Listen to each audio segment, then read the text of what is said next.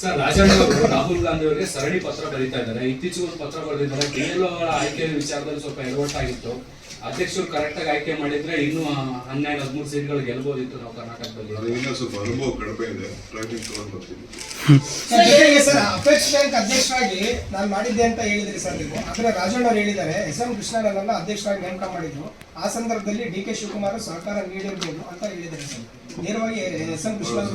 ಕೃಷ್ಣ ಅವರು ಇಲ್ವಲ್ಲ, ಈಗ ದೇವರಲ್ಲಿ ಕೇಳ್ಕೊಬರ್ತೀನಿ. Sir, a CCTV has come to light of Bangalore where a woman was assaulted by a man named as Nabil. BJP is saying that law and order is completely collapsed in Karnataka. How do you respond to that, sir? Shall I send a list of the such things when happen at the BJP rule? Karnataka is the most respected state in the country with the governance and the law and order. Sir, ಈಗ ನೀವು ಕಾರವಾರದಲ್ಲಿ ಒಂದು statement ಮಾಡಿದ್ದೀರಿ. ನಮ್ದು ಮಾತುಕತೆ ಆಗಿತ್ತು ಅನ್ನೋದ್ರಲ್ಲಿ ಹೇಳಿದ್ರಿ. ಮಾತುಕತೆ ಆಗಿತ್ತ, ಏನಾಗಿತ್ತು? ಕಾರವಾರದಲ್ಲಿ ನೀವೇ ಹೇಳಿದ್ದೀರಿ ಮುಖ್ಯಮಂತ್ರಿ ಬದಲಾವಣೆ ಮಾಧ್ಯಮ ಮುಖಾಂತರ. Thank you for coming. ಹೊಸ ವರ್ಷ ಒಳ್ಳೇದಾಗ್ಲಿ, ನೋಡೋಣ.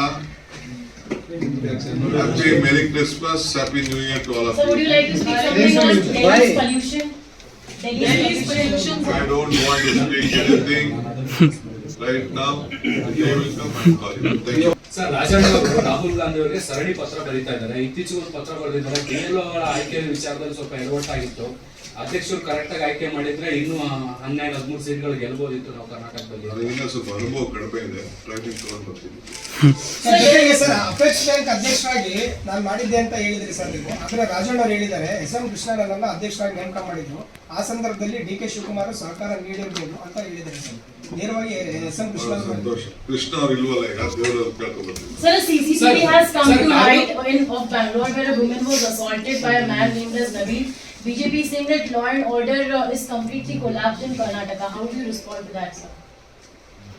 Shall I send a list of the such things when happen at the BJP rule?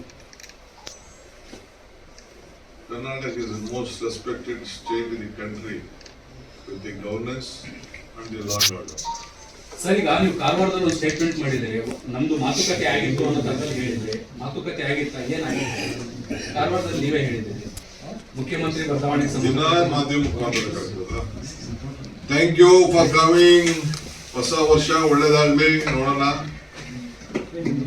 Happy Merry Christmas, Happy New Year to all of So, would you. you like to speak something on Delhi's pollution?